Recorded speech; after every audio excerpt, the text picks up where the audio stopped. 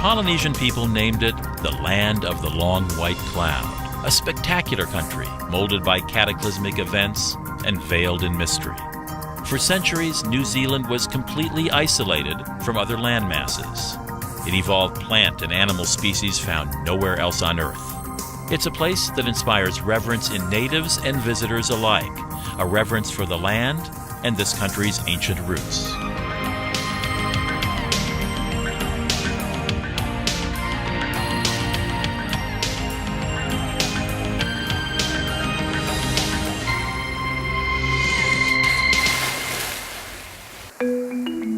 New Zealand is located in the southern Pacific, more than 1,200 miles from the mainland of Australia. After landing in Auckland, we'll head to the breathtaking Bay of Islands and the towns of Paihia and Russell. Then we'll travel south to the pasture lands of Hawke's Bay.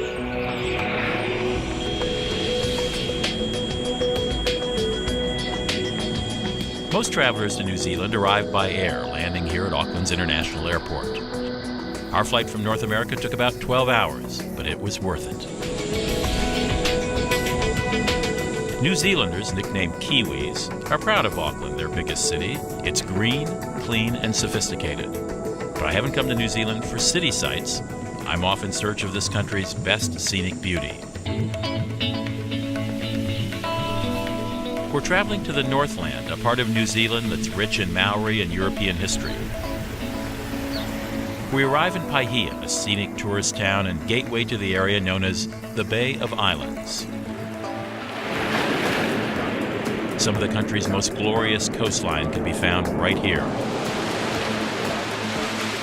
This maritime area encompasses more than 140 islands, abundant with fish and wildlife.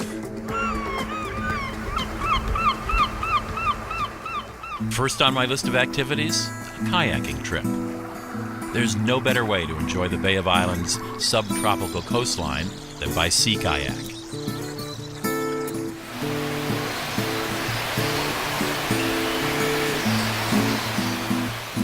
It's impossible not to linger at the spectacular Haruru Falls.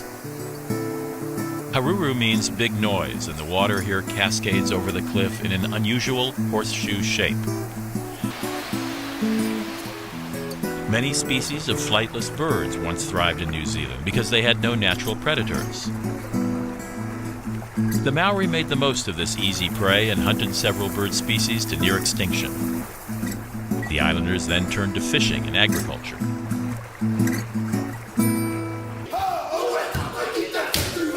We're stopping by New Zealand's most historic site. The Waitangi Treaty Grounds are often referred to as the birthplace of the nation. It was here that a famous treaty was signed between Maori chiefs and Britain. But because of language differences, the Maori almost certainly didn't understand the treaty's fine print, which gave great advantage to the Brits. Fighting quickly broke out between the natives and the new settlers.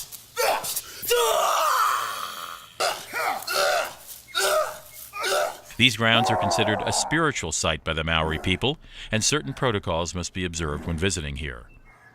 This challenge ceremony was traditionally performed to determine whether or not visitors came in peace.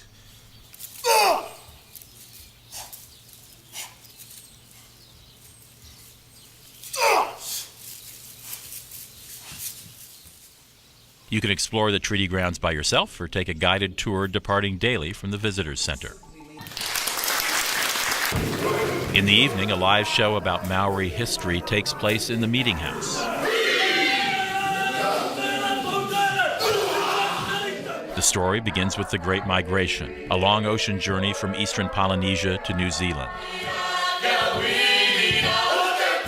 Frequent intertribal warfare punctuates daily life. Eventually, the ancient Maori traditions collide with European settlement. Today, the Maori people still represent about a third of the population here in the Northland.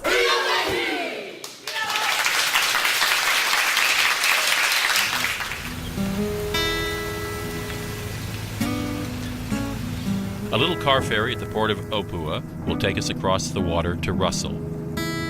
The bay is filled with motorboats, sailboats, and yachts of every description.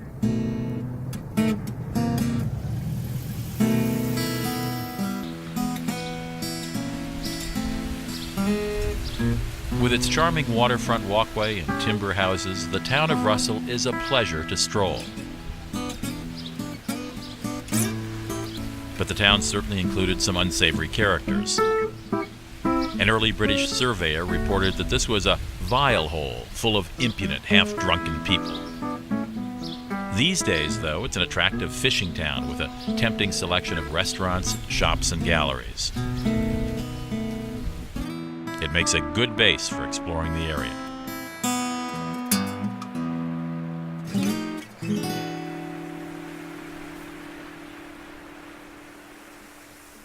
A short drive takes us away from town to the primeval majesty of the Kauri Forest.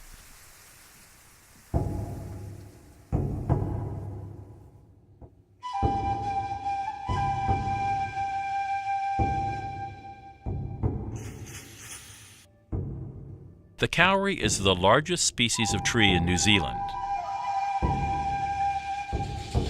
At one time, these giant trees covered the island. The size and strength of kauri timber made it a popular wood for construction and shipbuilding, particularly for masts of sailing ships. Until the 1940s, a profitable industry that exploited kauri gum severely damaged the trees here. New Zealand's forests are still trying to recover.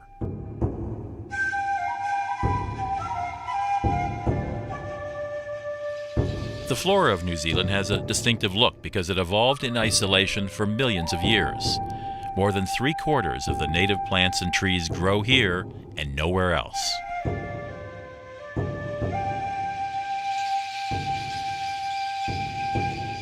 A day trip to the Cape Brett Lighthouse is just the thing. For those who like a challenge, you can make the journey on foot, an invigorating 8-hour hike. Or you can take an easier route, like us, and make part of the trip by water. We climb aboard Kiwi Eco Tours for the voyage to Cape Brett. Our guide welcomes us with a traditional Maori prayer. This rugged stretch of coastline is situated at the entrance to the Bay of Islands. The 7 distinctive peaks that mark the peninsula's spine are said to represent the 7 canoes that carried the Maori settlers on their great migration to New Zealand. A place of wild beauty, the coastline is sculpted with dramatic rock formations, including the famous Hole in the Rock. Nearby Cathedral Cave lives up to its name with a grand interior and colorful rock walls. A short but steep hike takes you up to the Cape Brett Lighthouse. When British Captain James Cook first arrived here, he christened the spot in honor of a Lord of the Admiralty, Sir Percy Brett. Later, it was the site of one of New Zealand's early shipwrecks. We're off to Hawke's Bay, located on the central east coast of the North Island. This area is fondly known as the Fruit Bowl of New Zealand. It rolls out a royal carpet of pasture land, orchards, and vineyards. Acres upon acres of park-like farmland are rimmed by dramatic sea cliffs and coastal bays. The area is known for its Mediterranean-like climate, sunny, dry, and ideal for vacation getaways. Sitting handsomely on the bay, the town of Napier is a blast from the Art Deco past.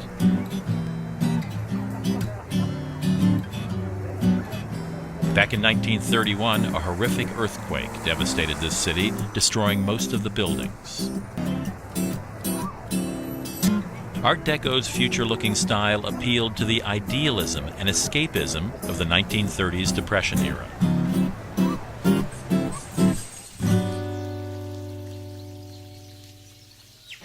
New Zealand is famous for its many luxury lodges, offering tranquil retreats in wilderness settings.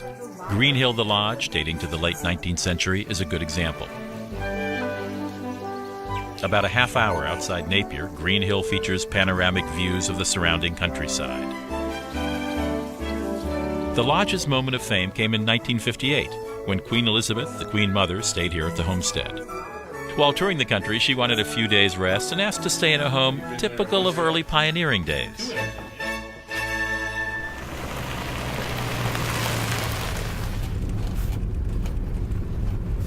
One of the most dramatic sights on Hawke's Bay is Cape Kidnappers. It's home to a massive colony of gannet birds. These birds usually nest on inaccessible islands, so this is a rare opportunity to get an up-close look. The birds are superb fishers, plunging into the ocean full speed ahead.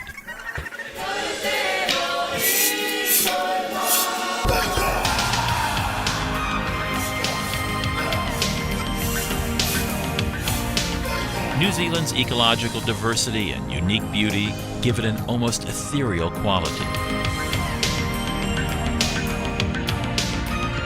To the Maori, it continues to be the land of the long white cloud. To adventure seekers, it's a travel dream come true.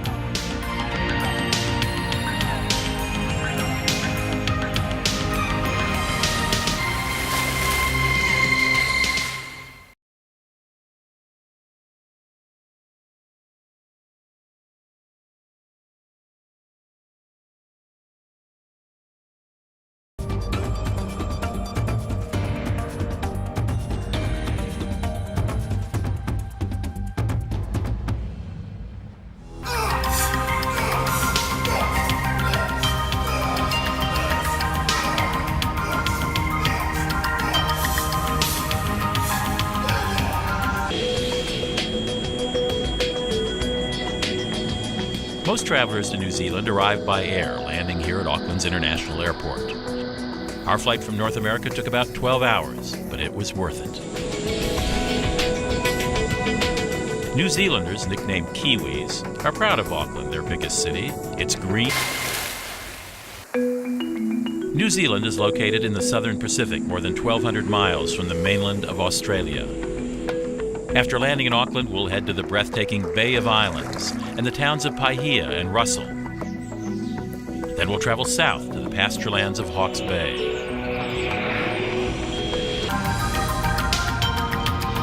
The Polynesian people named it the land of the long white cloud, a spectacular country molded by cataclysmic events and veiled in mystery. For centuries, New Zealand was completely isolated from other land masses. It evolved plant and animal species found nowhere else on Earth. It's a place that inspires reverence in natives and visitors alike, a reverence for the land and this country's ancient roots.